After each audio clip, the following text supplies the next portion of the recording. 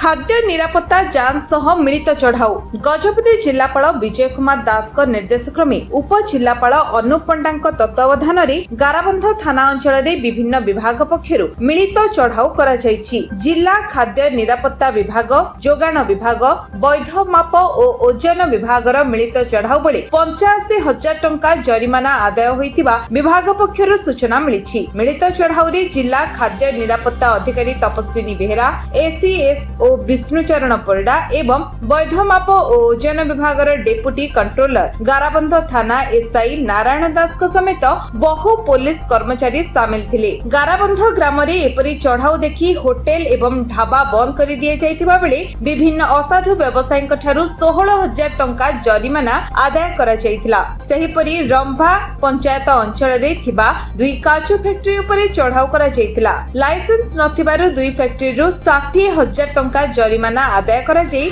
7 दिन मध्यरे लाइसेंस करबा पई खाद्य निरापत्ता अधिकारी तपस्विनी बेहरा निर्देश देथिले। सेहिपरि माप और ओजन विभाग पक्षरु विभिन्न दुकान उपरे चढ़ाऊ करा जाई मोट 9,000 टंका जरिमाना आदाय करा जायतिबा जणा पड़िछि। विभिन्न व्यवसाय प्रतिष्ठान गुडी को सरकारी नियम अनुसार व्यवसाय करबाको सचेतनता करा जायछि। असाधु कारबार कले दृढ़ कार्यानुष्ठान ग्रहण करा जिवो बोली चेतावनी मध्य दिया जायतिला। गजपति रेणुबाला बेहरा रिपोर्ट, विश्व विजय न्यूज ओडिशा।